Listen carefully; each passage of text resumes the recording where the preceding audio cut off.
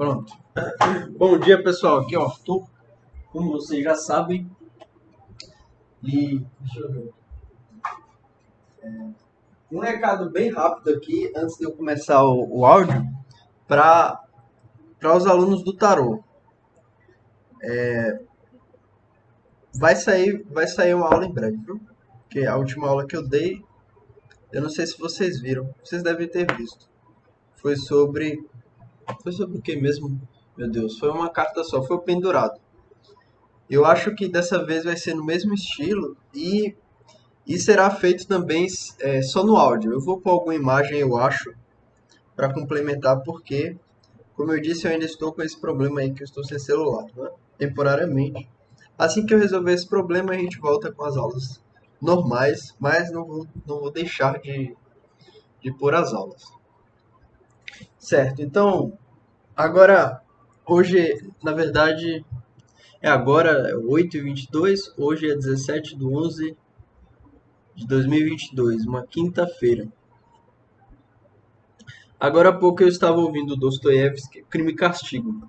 Eu comecei a escutar no audiobook. Eu estou achando muito interessante. Eu sempre ouvi falar muito do Crime e Castigo, mas eu sempre postergava a leitura. Não, depois eu leio, depois eu leio. Da mesma forma, o irmão Karamazov. Eu li Dostoiévski, né? Eu li. O primeiro livro que eu li do Dostoiévski foi O Idiota. Eu lembro que eu vi esse livro como que chama? Na biblioteca da Campanholo. Acho que é esse o nome dela. Campanholo. Carolina. A autora daquele livro do feminismo. Feminismo e subversão, se eu não me engano. E aí eu vi aquele nome grandão lá, idiota. Eu pensei, putz, esse livro é um pouquinho. Vou pegar e vou ler. Daí eu comprei. E foi o primeiro livro do Dostoiévski que eu li. Depois eu li os outros. Na verdade, eu ouvi por audiobook os outros, né?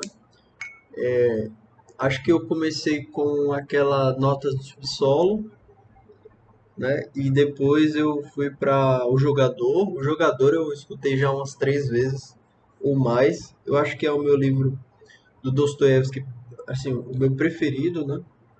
Eu acho, porque ele descreve bem a situação do jogador. Eu sempre uso como exemplo quando eu vou me referir ao vício, o vício que as pessoas têm. Então, ali é um exemplo muito bom para você saber, ou pelo menos para você ter em mente o que é aquilo que o, o Sócrates não, desculpa, Aristóteles fala para o filho dele, que é quando o jogo torna-se um fim. Então o jogo não é o problema é quando ele torna-se, é problema que com o tempo ele acaba tornando-se um fim. Da mesma forma as drogas, no sentido geral, como eu disse, e os vícios, qualquer ele que seja pornografia, seja qualquer coisa. Lembrando que hoje eu não posso passar dos 20 minutos porque eu já tive 2 vezes que eu não consegui enviar áudio aqui no Telegram por causa disso. Então eu vou deixar cravado em 20 minutos ou até antes, para que não haja esse problema novamente. Esse problema. Eu estou aqui na minha frente com a carta do mundo, é a carta do tarô, e essa carta é muito interessante. Ela lembra muito o hermetismo, porque aqui tem os 4 animais herméticos. Só para ilustrar aqui, quem tiver Google é só pesquisar, né? Carta número 21, o mundo do Arthur White, certo? Arthur White ou Rider White, tanto faz. Rider White Smith, tanto faz. Então você vai ver essa carta, mas para ilustrar ela, você vai ter uma mulher nua assim, ela não está mostrando a parte de baixo, ela está mostrando só os seios. Aí ela tem uma espécie de aquelas roupas eu não sei se é. Tem uma grimalda ao lado dela, né? Imagina assim, acho que é grimalda o nome. Aquele negócio que a gente põe na porta, geralmente no Natal. Então tem isso aí, ela está no meio, tem como se fosse uma moldura. Ela está como se fosse uma roupa de bailarina, alguma coisa assim. É uma roupa artística, é só um manto, na verdade, que não cobre os seios. Ele cobre só a parte de baixo e o lado direito do ombro, esquerdo, né? Lábio esquerdo do ombro, esquerdo dela. Ele está segurando duas, como se fossem duas velas. Na verdade, é algum instrumento, só que eu não sei que instrumento que é esse. E aí você tem os quatro animais herméticos por fora da grimalda. Deixa eu só conferir aqui. O nome desse negócio é grimalda mesmo? Grimalda, para não ficar pronunciando. É isso aí mesmo, grimalda. Tá aparecendo uma pessoa aqui. Grinalda, desculpa. Pronunciando errado aqui. Grinalda. Então nós temos essa grinalda. Beleza. Então ela está como se estivesse dançando aqui no céu, né? Então tem as nuvens atrás, os quatro animais herméticos, como eu falei. Esses quatro animais herméticos, eles serão depois citados na Bíblia, porque até onde eu sei, o hermetismo ele é mais antigo. Então ele sempre se refere ao tempo do Egito. Uma curiosidade aqui é que hermetismo é de Hermes, né? Hermes Trismegisto, que são três vezes grande. É como se fosse assim, Hermes o Incrível, entendeu? Alguma coisa assim, uma pessoa muito excepcional. Esse Hermes, ele não tem uma. Nós não sabemos se ele de fato foi uma pessoa, se ele foi um conjunto de autores que escreveram e atribuíram as coisas a esse Hermes, né? Eu sei, o que existe sobre ele são mitos, né? Então ele será também considerado o pai do ocultismo, nesse sentido, né? Eu acho que já começa aí porque você já tem uma pessoa que você não sabe se realmente existiu, se foram várias pessoas, foi uma invenção. Então isso aí já é o que a gente diria assim, o princípio oculto. Então pode ser que seja o pai do ocultismo, né? A gente pode dizer assim. O ocultismo inteiro ele utiliza o hermetismo como base intelectual. O Hermes, ele vai ser conhecido também, uma das lendas, é como o mentor de Moisés, né? É Moisés, meu Deus. É o primeiro profeta. É o que é o Moisés, é isso mesmo. Então ele será conhecido como o mentor de Moisés. Então assim, na no hermetismo, no geral a gente vai compreender ou vai acreditar que o Hermes Trismegisto, ele foi mestre de Moisés. Então, Moisés ele já vai ter um relacionamento com Deus, que é o criador do universo. Pense sobre isso. Eu não vou entrar nesse ponto, porque isso aqui é outro ponto. O Hermes ele fala sobre o funcionamento do universo, certo? Então, Deus criou o universo, a relação de Moisés era com esse criador, e o Hermes ele não tem essa relação com o criador da forma que Moisés tem, de conversar, etc. Não, a questão dele é compreender o funcionamento do universo. E ele faz isso através de algumas obras, né, que são atribuídas a ele, como por exemplo corpos herméticos, e você tem ali alguns princípios universais, que são como assim, formas, imagina uma máquina, certo? O universo imagina que é uma máquina, e eles têm formas de operar, certo? Então, digamos assim, você faz determinada coisa que a máquina vai reagir de um determinado jeito. Não necessariamente você precisa saber que você fazendo aquilo, você conseguirá aquilo que você tem, quer dizer, você desencadeará aquele efeito, né? Aquela reação. Então, se você for contra algum tipo de princípio, esse princípio, digamos assim, esse atentado contra o princípio, ele se voltará contra você. Mas não é como se fosse uma mágica, assim, entendeu? É uma estrutura formada. Pense assim, ó. Se eu soltar, eu estou segurando um copo de água em pé. Eu estou em pé aqui, um copo de vidro, na verdade, com água dentro. Se eu soltar o copo no chão, ele vai quebrar. Seria mais ou menos isso, entendeu? A causa e o efeito. O efeito e a causa.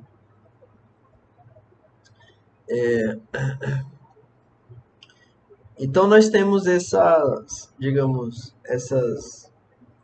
o universo compreendido como uma forma mecânica ou algo assim, um tipo de máquina que a gente busca compreender para utilizar como benefício próprio. Aí só tem uma coisa que burla essas regras, certo? Que são as regras superiores. Então, sempre que você quiser burlar uma regra, você burla utilizando uma regra superior. Isso é evidente, não é nada, não tem nada demais nessa afirmação. Então, esse negócio do copo, por exemplo, eu acho que o copo não dá para utilizar não. Mas vamos pegar um exemplo muito bom que a gente consegue ter uma ideia do porquê que as regras superiores elas podem ser utilizadas para quebrar as regras inferiores e não existirá consequência, a gente pode dizer assim. Pense o seguinte, na sua consciência você sabe que não deve mentir, certo? Você não deve mentir, porque se você mentir, mesmo que você, digamos, consiga o efeito desejado, antes de tudo você sabe que você mentiu, né? Então aquilo está ali marcado na sua história, de modo que não tem como você, digamos, voltar atrás e tornar-se um não mentiroso, porque, ou digamos assim, não ter mentido, porque o que foi feito, o que entra na esfera do ser, não volta para o não ser. Tudo que entra no ser jamais volta para o não ser. Não existe esse retorno. Então, uma vez que você mentiu, aquilo ali você pode tentar consertar de alguma forma depois, mesmo que falando a verdade, mas de alguma forma, num determinado momento você mentiu, certo? Por outro lado, imagine que você é um cidadão na época do nazismo, um cidadão alemão, e você descobre que, você entende, na verdade, você percebe que os, os judeus estão sendo perseguidos. Aí chega um soldado lá alemão. Aí você vê que tem os soldados alemães, eles batem na casa do povo, eles perguntam: tem algum judeu aí? E aí, se a pessoa responde que sim, eles levam o judeu embora, prendem, matam, torturam, enfim, campo de concentração, aquelas coisas que a gente já sabe. Aí o cara bate na sua porta, né? E você tá com um judeu ali escondido, o vizinho seu que era judeu escondeu na sua casa. Você escondeu esse cara.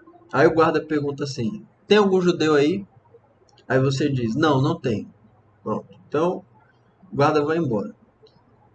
Aí nesse caso, tipo, você estaria não mentindo, mas recorrendo a uma razão superior, que é a seguinte: o que realmente aquela pessoa, aquele guarda quer saber. Porque quando ele pergunta assim, tem algum judeu aí? Ele não só quer saber se tem algum judeu. Ele está dizendo implicitamente assim, ó, se tiver algum judeu aí, eu vou levar ele para ser preso injustamente, ele será torturado, provavelmente morto. Você você tem algum judeu aí para que eu faça tudo isso? E aí a sua resposta é não. Porque você não estará mentindo no sentido de você dizer não a simplesmente pergunta de que se tem um judeu aí, mas a condição implícita da pergunta que no caso, que o judeu será levado, né, no campo de concentração, etc., sofrer, enfim. Você está dizendo não é isso. É como se ele estivesse perguntando assim: se tiver algum judeu aí, você deixa eu levar ele para o campo de concentração e torturar esse desgraçado? Aí você diz assim: não. Então seria mais ou menos nesse sentido. Quando você recorre a uma razão superior ou uma lei superior, a lei inferior ela não vale, entendeu? A lei superior ela vale mais, de modo que a lei inferior não faz sentido. Então tudo isso aí é hermetismo. Quando ele diz, por exemplo, assim, um dos princípios é essa, tudo é mente, certo? Tudo é mente. Claro que não pode ser compreendido de forma literal, ipsus facto, ipsus literis, né? Acho que é assim que pronuncia. Deixa eu ver. Ipsus literis. Ipsis literis. Pronto, que é nos termos exatamente como está escrito. Então não pode ser compreendido de forma ipsis literis, mas deve ser compreendido de forma simbólica. Então por que que tudo é mente? Aí a gente vê assim, por exemplo, estou com o ventilador aqui na minha frente, um ao lado. Tenho o meu computador, tenho minha mesa, tenho aqui os meus livros.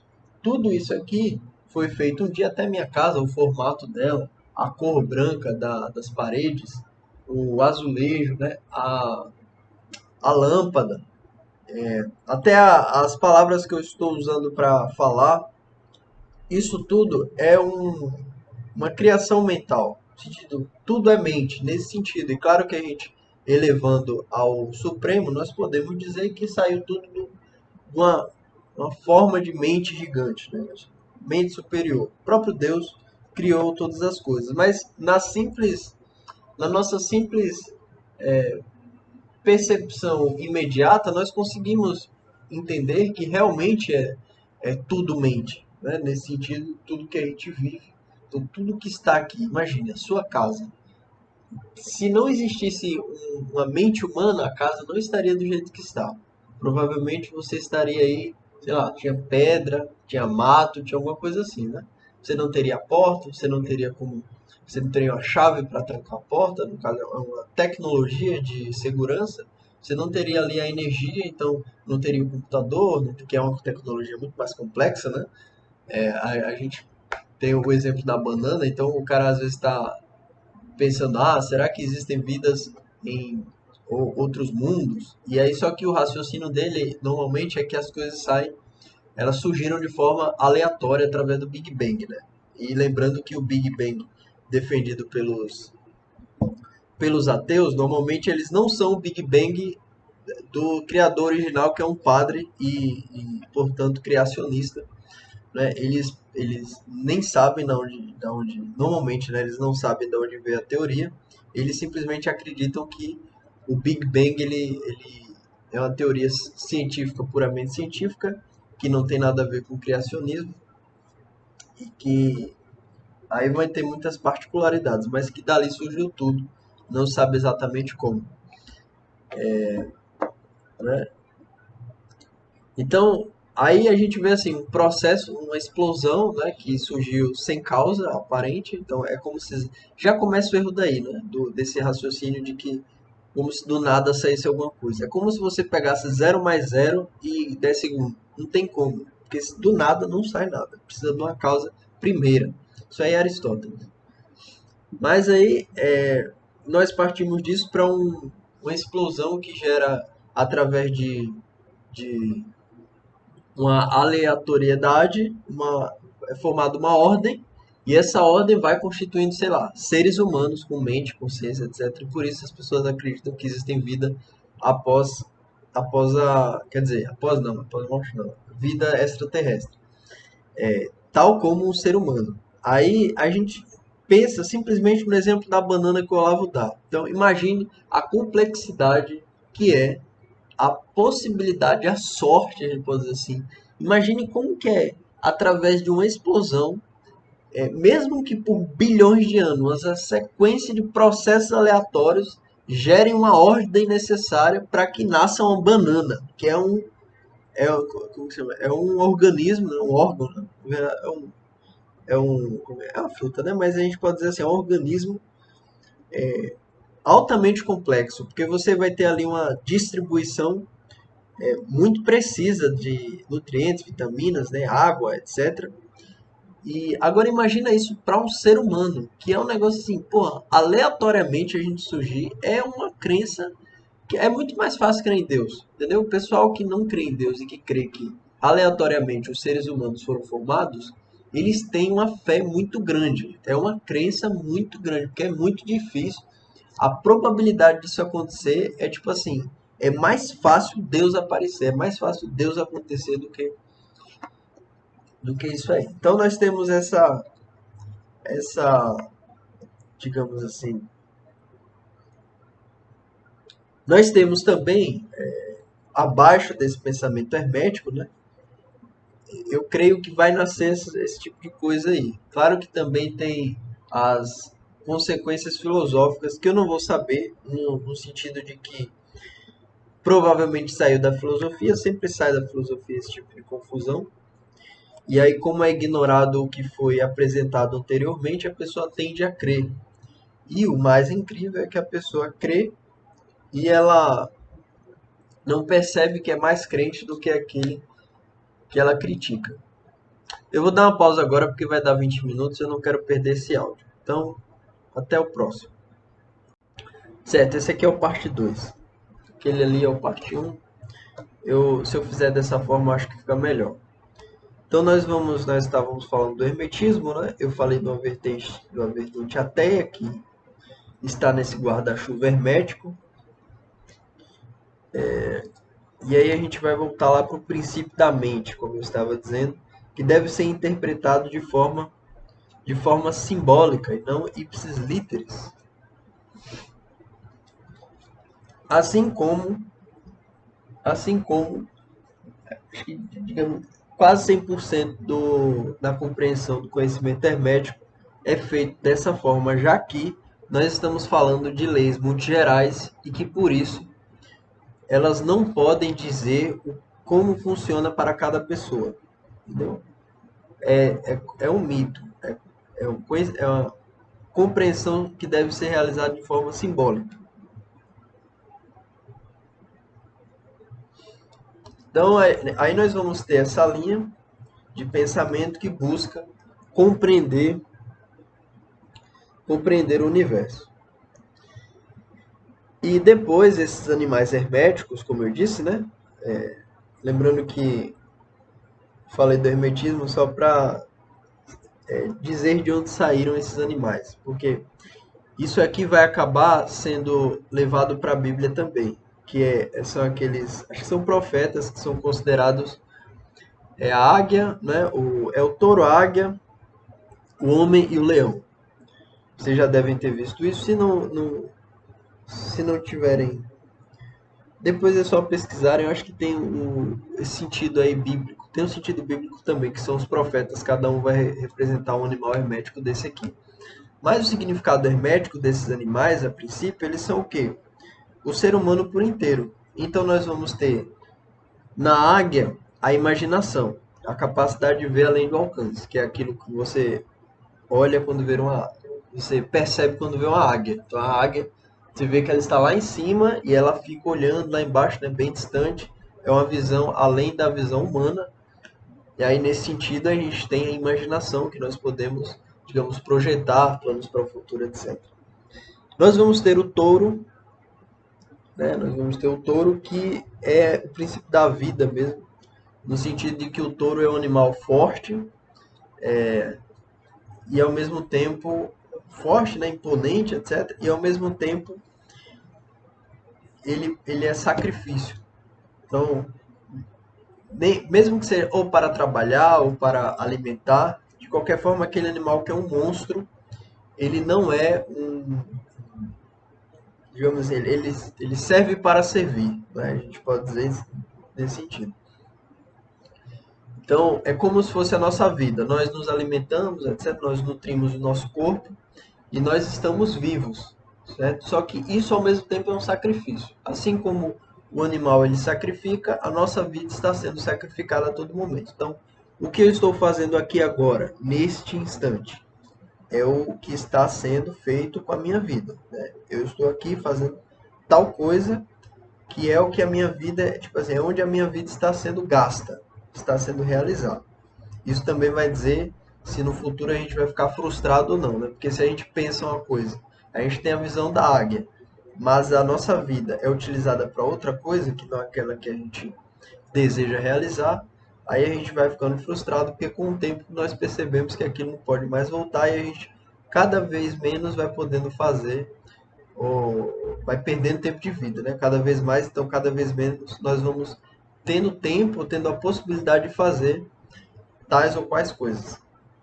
Então nós vamos ter no terceiro animal é o homem barra anjo, porque é o homem em si, mas o anjo ele significa o espírito. Tipo, o anjo é uma natureza puramente espiritual e o homem é um misto. Ele tem a natureza animal e espiritual. Na verdade, o homem seria uma dualidade, né? A cultura é da natureza do homem. Tipo assim, naturalmente o homem ele desenvolve a cultura. Aquele filósofo lá, Edmund Burke, ele diz, né, o homem é um animal espiritual.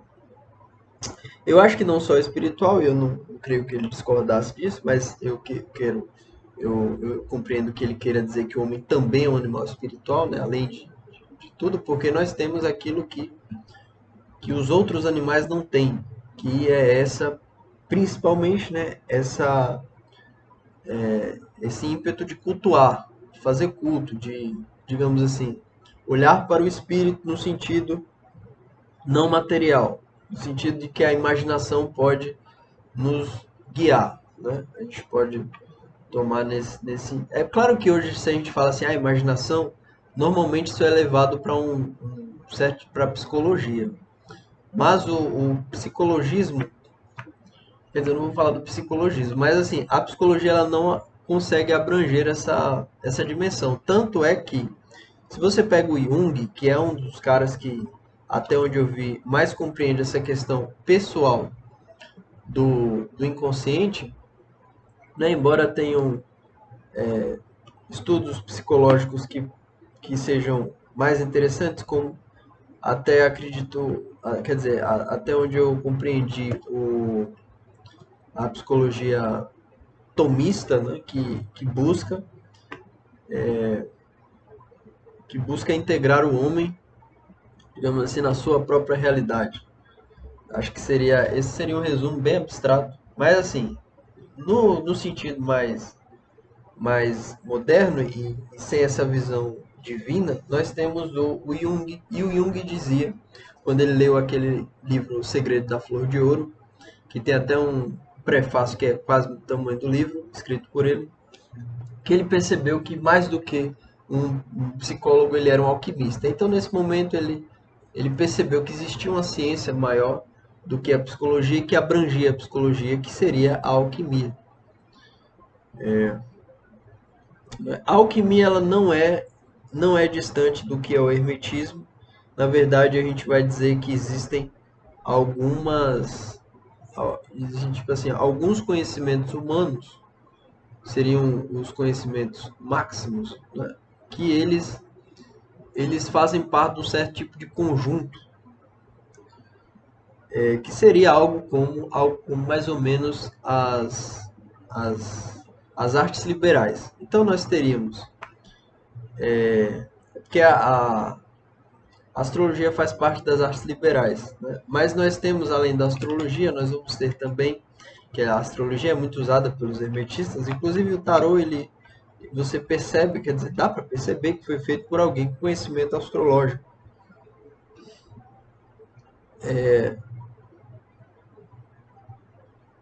Então, onde eu estava mesmo, meu Deus?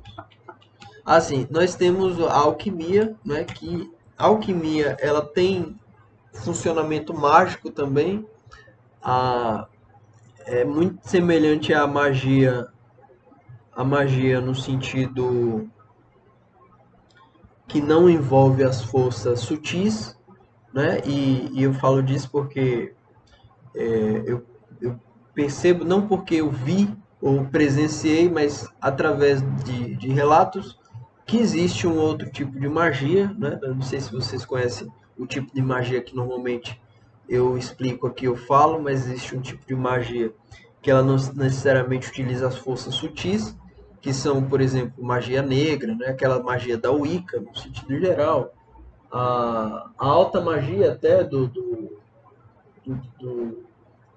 Eliphas Levi, né? Isso aí, esse tipo de magia, elas não envolvem, até onde eu vi. Até o tarô é um instrumento mágico, mas ele não envolve forças sutis. Não que eu saiba, se tiver agindo, eu não sei. Mas as forças sutis, elas são exemplificadas como, até onde a gente conhece, né? Até onde eu pude entender, a acupuntura, né? Então, a acupuntura ela seria um exemplo de magia que utiliza as forças sutis, né?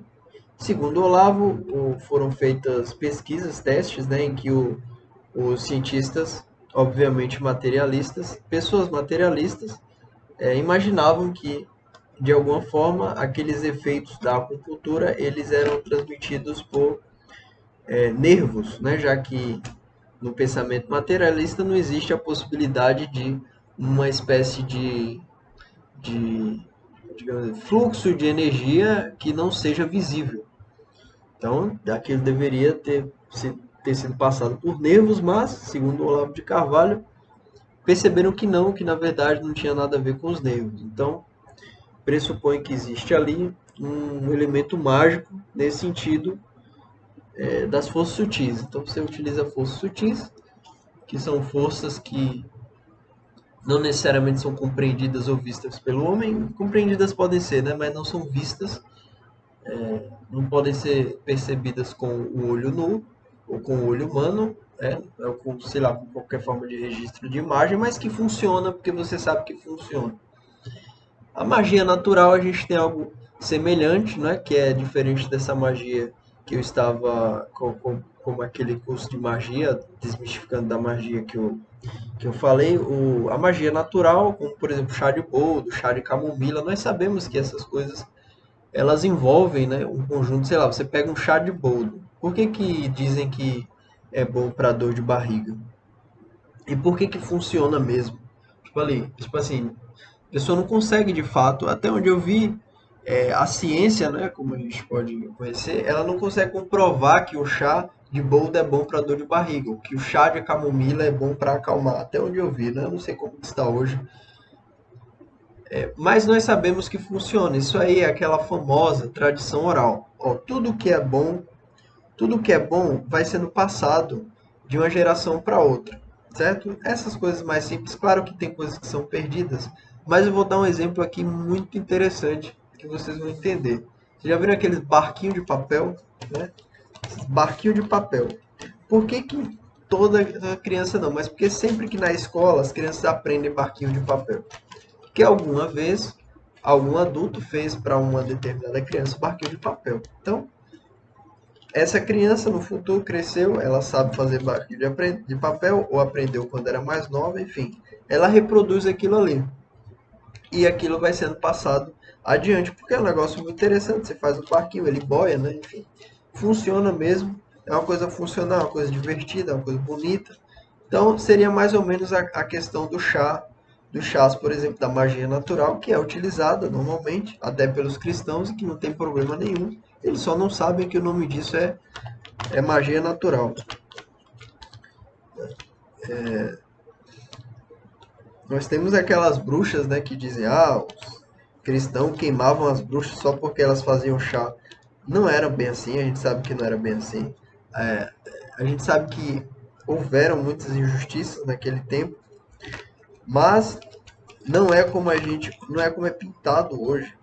Tipo, nós sabemos que até onde o Olavo informa, ele diz que não só o Olavo, eu vi isso de algum outro, que foi o José Muninasser que falou, talvez o Mário Ferreira, mas que foi a Igreja Católica, por exemplo, que instituiu a Defensoria Pública, né? E que o inquisitor, ele, digamos, era bonificado quando ele fazia com que a pessoa confessasse. Então, era mais importante que a pessoa confessasse do que ela fosse punida. Então, acho que cerca de 5% ou até menos dos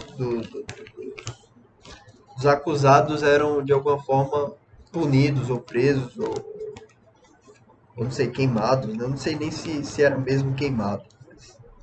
Isso aí eu não vi não. Mas era uma parcela ínfima que era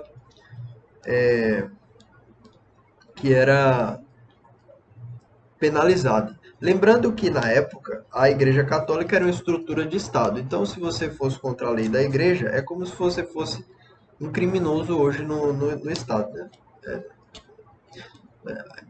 Tipo assim, seria algo como você cometer uma infração mesmo, um crime.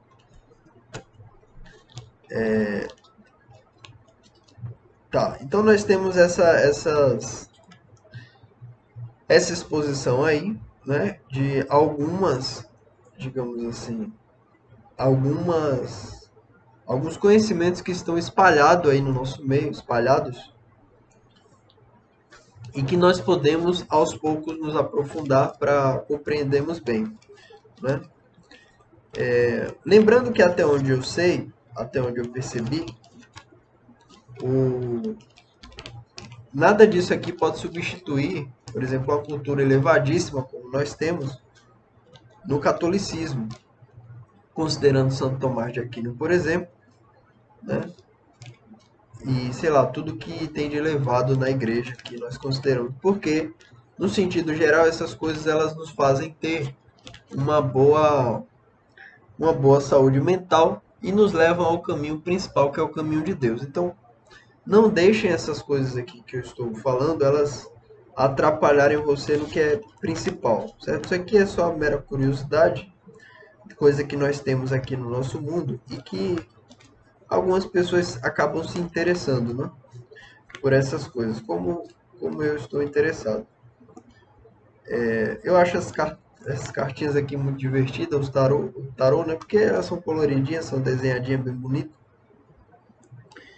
né? Eu lembro que o que me moveu para isso foi a mera curiosidade de entender como que as pessoas faziam previsão do futuro utilizando essas cartas.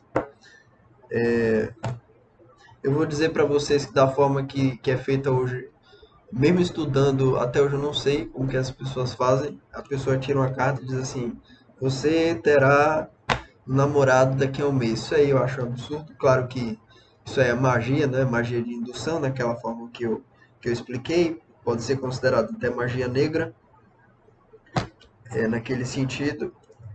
E aí a pessoa utiliza a carta de tarô para fazer isso aí, né? Mas não tem a ver com a carta de tarô em si. A carta de tarô pode prever uma coisa no sentido de que, como a ciência prevê, né? Como é algo, como é um conhecimento, que a gente pode dizer que seria uma espécie de conhecimento como astrológico, alquímico, né? Um conhecimento elevado, no sentido de que são como arquétipos também, podemos utilizar esse sentido. Então, por exemplo, se a gente tira uma carta, e essa carta ela fala sobre, vou chutar aqui, tristeza, né? Claro que nós podemos saber, prever, né, que o ser humano, ele necessariamente vai ficar ou triste ou feliz num determinado ponto da vida. Ele foi, ele é e ele será em determinado ponto ou triste ou feliz. Sei lá, o cachorro morreu, o familiar faleceu, ele foi frustrado em alguma coisa. Então essas coisas fazem com que nosso humor mude. Ou ele ganhou na loteria, ou ele conseguiu um emprego, ele conseguiu uma promoção, ou a pessoa que ele gostava aceitou o convite dele, as coisas já vão deixar você feliz. Então, provavelmente as coisas vão acontecer com qualquer pessoa. Nesse sentido, a gente pode dizer que o tarot prevê as coisas, né? Mas é apenas isso. E no mais, eu acho que eu expus alguns assuntos aqui. A intenção da exposição é que gere, digamos assim, alguma dúvida específica. Então, para quem estiver ouvindo, para quem estiver ouvindo, seria interessante se se houvesse algum ponto, digamos assim, de dúvida que fosse mais importante, né? Aí, desse modo, ou você pesquisa por si próprio para saber, ou a gente pode conversar mais sobre isso, né? Basta você falar comigo. Lembrando que o meu WhatsApp não está funcionando, já que eu estou sem celular. O meu Telegram continua aqui logado no PC, então eu estou usando normalmente, né? E tem o meu Instagram, que também funciona aqui no meu PC, tá? Então aí vocês falam comigo, qualquer coisa eu respondo. Então, fique com Deus, pessoal. Até mais. Espero que vocês tenham gostado dessa conversa. Foi uma conversa bem aleatória, né? Então, é isso aí. Ah, antes de finalizar isso aqui, eu esqueci de dizer que eu vou continuar na terceira parte a falar sobre o assunto, né? Que eu parei é, no, no, no homem barra anjo dos animais herméticos. Ainda faltam dois animais aí para eu explicar o que que é. Então, vamos para a terceira parte. Então, na terceira parte, que é esta aqui, nós vamos continuar a explicação, né? Eu estava comentando sobre o homem barra anjo,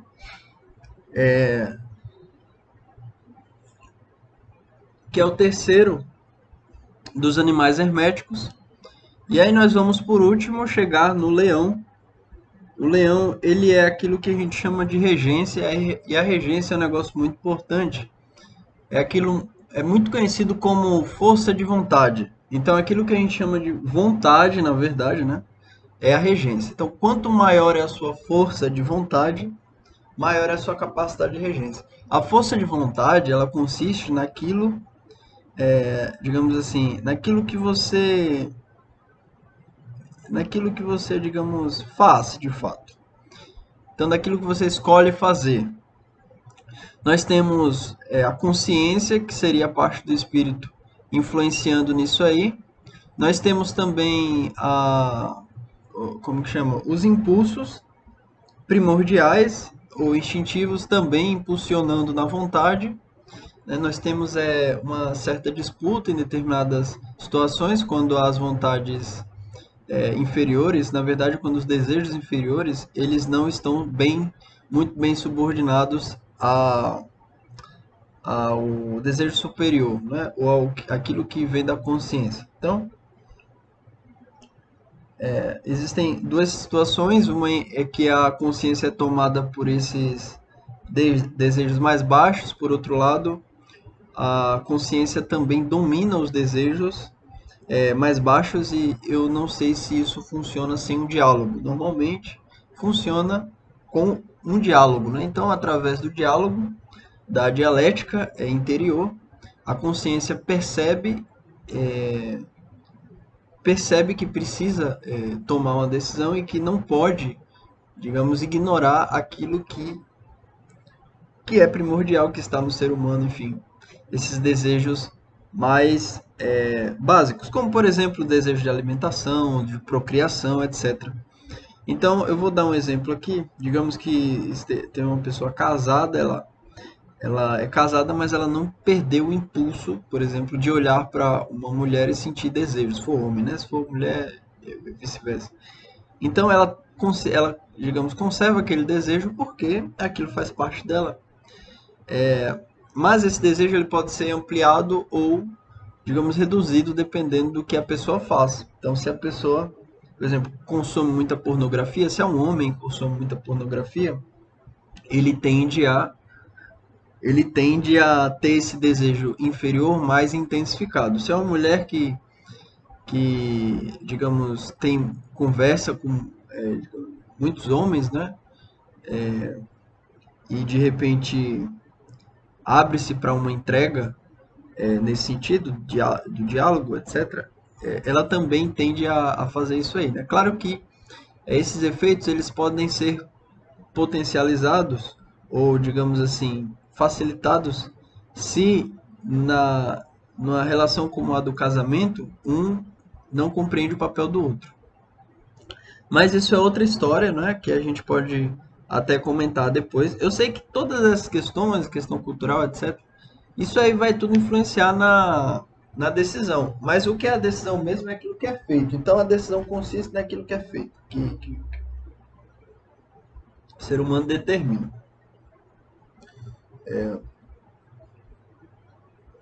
Algumas realizações, elas exigem um certo tipo de concentração maior, no sentido de que o tempo todo você está sendo guiado por um determinado lugar.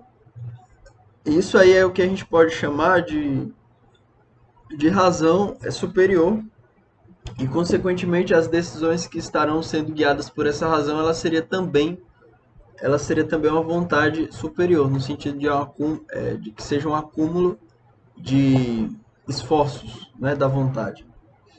Então, por exemplo, você quer aprender alguma coisa, então você se dedica um certo tempo para aprender essa coisa.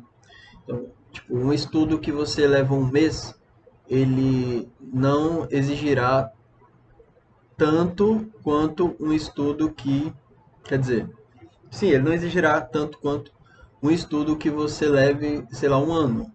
E esse estudo que você leva um ano não exigirá tanto quanto um estudo que você leve 10 anos, e assim sucessivamente. Essa é uma boa estratégia, inclusive, para a gente criar planos, né, a longa distância, por exemplo, a longa, média e curta distância. Se a gente cria um plano a princípio a longa distância, fica mais fácil da gente criar planos a curta distância, porque se a gente pensa primeiro no, no, no período mais breve, né, aí nós temos a chance maior de nos desviarmos daquilo que esperamos para o futuro, já que não sabemos o que esperamos para o futuro. E aí, por outro lado, se a gente pensa no futuro, nós não vamos, digamos assim, a chance que nós temos de nos desviarmos de lá através de uma decisão momentânea é menor, já que toda a nossa ordem ou a nossa regência, o leão, ele está sendo guiado por um sol que está muito, digamos assim, distante, né? Isso aí é muito bom a gente ter essa ideia, porque isso facilita na nossa vida, isso influencia na nossa felicidade, etc. Desse modo a gente consegue, por exemplo, medir se está indo bem, se está indo mal, e a nossa tanto felicidade quanto a frustração, elas acabam tendo uma, no caso, uma durabilidade. Na verdade, a felicidade ela acaba tendo uma durabilidade maior. Até a frustração também, talvez, eu acho que nesse caso, na verdade, eu acho que nesse caso você acaba reduzindo a possibilidade de frustração, porque a frustração é nada mais que um acúmulo de. Cara, eu tô falando aqui de uma grande frustração, né? É um acúmulo de frustrações menores, digamos assim, diárias. Eu já falei, inclusive, disso no último vídeo que eu postei lá no Jack, falando sobre sucesso pessoal. No Jack não, no meu perfil, no Tarô Arthur de Alencar. Tarô Arthur de Alencar. Aí nós vamos ter essa sequência de frustrações menores e nós vamos ter uma frustração maior que pode ser evitada se a gente sabe para onde a gente quer ir no longo prazo. Porque se a gente sabe para onde a gente quer ir no longo prazo, normalmente nós sabemos também o que devemos fazer diariamente. E com o tempo, claro que a princípio eu acho que isso seja um esforço, né, que estejamos que fazer.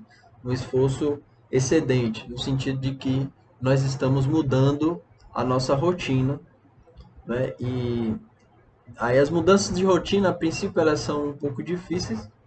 Se vocês quiserem saber o poder disso aí, tem aquele livro O Poder do Hábito. Aquilo ali é bom, ele fala sobre isso aí. Tipo, coisas que fazemos de forma automática sem nem precisar pensar. Isso, a princípio, claro que existe um pensamento, digamos assim, um planejamento, né? Tipo, você analisa certas coisas e diz, não, agora eu quero fazer isso. E aí, a princípio, você vai ficar forçando, não, eu vou fazer isso, quero fazer isso. Todos os dias você vai fazendo, e com o tempo, aquilo ali, você se acostuma e não precisa mais pensar. Isso é muito bom, é muito interessante, tanto para o mal quanto para o bom, desculpa, quanto para o mal também. Porque se você se habitua a fazer o mal diariamente, com o tempo esse mal ele vai fazer parte de você. E, tipo assim, é difícil perder um hábito, né? É mais difícil mudar de hábito. Ainda mais um hábito vicioso, né? O hábito vicioso é muito semelhante ao hábito virtuoso, no sentido de que você sente muita falta daquilo. O vício ele seria o contrário da virtude, né? Eu acho, porque no caso do vício e da virtude, eles são coisas que você concentra-se mais, né? Você, digamos, tem como fim. Só que um a gente considera que seja autodestrutivo. Normalmente aquilo não tem a ver com um desejo pessoal real, universal e não ilusório. Pelo contrário, né? Um desejo, claro que é confundido até com o desejo pessoal mais elevado, só que é uma ilusão. Se nós pensássemos bem, não seria aquilo que nós não, não seria aquela nossa escolha. E por outro lado, a virtude, ao contrário, ela seria algo como um desejo muito profundo, real, que ele é inclusive, ele pode ser ou não visível, né? Mas a gente sabe do que nós estamos fazendo.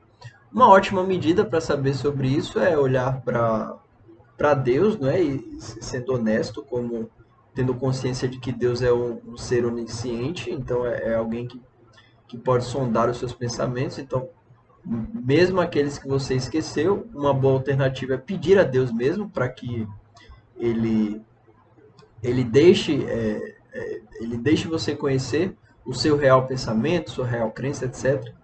E aí dessa forma, né, pedindo ajuda a Deus, você consegue talvez, quer dizer, certamente você consegue saber o que está se passando com você e aí saber também o que de fato vale para você, porque aí você vai ter uma visão mais real da coisa, né? E livra-se de ilusões, né? Eu acho que por hora eu vou encerrar, né? Nós já temos um pouco mais de 50 minutos aqui. Eu dividi em três partes essas gravações. Eu iria postar no Telegram, mas eu não pude, né? Porque eu não sei o que está acontecendo. Eu não sei se é porque o meu celular está desligado, já que, como vocês sabem, eu acho que é a terceira vez que eu falo que ele quebrou. Então ficou logado aqui no PC. Então nós vamos encerrar. Daí falamos sobre esses quatro animais herméticos, né? Que é o que eu queria falar. Na verdade, no começo ali eu tinha comentado que a carta do mundo estava na minha frente, né? Está aqui mesmo ao lado. Ela está em cima de alguns livros do Olavo de Carvalho, que é aquele A Longa Marcha da Vaca pro Brejo e o que sobrou do imbecil coletivo. Quer dizer, o imbecil juvenil, é isso mesmo, o que restou do imbecil. E daí é isso. Se quiserem comentar algo, como eu disse no áudio anterior, vocês falem aqui comigo. Lembrando que o meu curso de. Eu estou por hora chamando de Olavismo Cultural, né? Mas ele é um curso de. Vai falar sobre a mentalidade revolucionária, né? Os efeitos do marxismo, os atos dos governos marxistas, né? Alguns serviços secretos, como eles agiam, né? Como o que eles fazem, assim, essa subversão, como eles, digamos assim, capturam pessoas, por exemplo, capturam não, eu acho que captura não é cooptam, né? Cooptam pessoas a princípio que estão na legalidade, mas eles até, digamos, transformam as pessoas em ilegais, tem até isso. São métodos bem loucos, assim. Eu vou falar um pouco sobre a ponerologia, que é o estudo do mal. Então, o, essa mentalidade marxista, que de alguma forma certamente elegerá sempre ditadores que, consequentemente, serão muito ruins para a grande maioria, né? Até para os mais próximos. Nós terminamos sempre no sucesso desses governos, digamos assim, com o assassinato da cúpula, né, dos membros do partido, enfim, eles também acabam sofrendo muito, mas claro que a princípio as pessoas não acreditam que essas coisas acontecem, né? Principalmente quando a pessoa não sabe dessas histórias e tudo que, tipo assim, a pessoa não imagina que um governo eleito depois vai começar a assassinar os próprios membros do partido que discordam. Essas coisas aí, então, aquelas pessoas que a princípio apoiaram os partidos, elas acabam morrendo mesmo e, tipo, é muito triste porque as pessoas realmente são enganadas e não há nada que a gente possa fazer no sentido de que de assim dobrar a vontade daquela pessoa, senão é a pessoa por conta própria procurando a informação, né? De alguma forma a gente pode difundir essa informação e aí de repente causar curiosidade e assim desejo da pessoa buscar esse tipo de informação. Mas nem Deus, né? Nem Deus controla a vontade das pessoas. Nós temos o livre-arbítrio, né? Também temos o problema como dizia o Papa, eita, eu não sei qual é o Papa não, mas dizia, ignorância invencível, né? Ignorância é invencível. Não tem como você vencer a ignorância, porque ela é como se fosse uma parede indestrutível, né? Só o Espírito Santo mesmo que consegue, de alguma forma, agir ali. Mas a inteligência ela não age na ignorância. Isso significa que literalmente, se você estiver diante do ignorante, você não vai conseguir convencê-lo. Não vai porque ele não vai entender o que você diz. Tipo, você diz A, ele entende B. Você explica o B, ele entende Z. Você desenha o Z, ele entende, sei lá, T. Entendeu? Tipo, é tudo torto. A pessoa não consegue compreender o que está sendo dito ali. Então é um problema que nós também enfrentamos muito grande. Mas é como eu disse, é só oração mesmo que a gente de alguma forma pode fazer, já que Deus ele vai agir sempre naquilo que nós não podemos fazer. Então quando nós não podemos fazer, algo sobre uma determinada coisa e nós rezamos pedindo a Deus para que Ele nos ajude com aquilo ali, né? E claro, cabe a Deus escolher se vai ajudar ou não. Deus é quem manda, né? Quem manda na própria vontade, quem define as coisas. Certo? Então, até mais, pessoal. Fiquem todos com Deus. Muito obrigado por terem ouvido até aqui, quem ouviu. Eu fico assim, muito grato, né? Eu gosto muito de conversar e ter alguém para ouvir aí. Para mim é muito bom. Até mais, fiquem todos com Deus.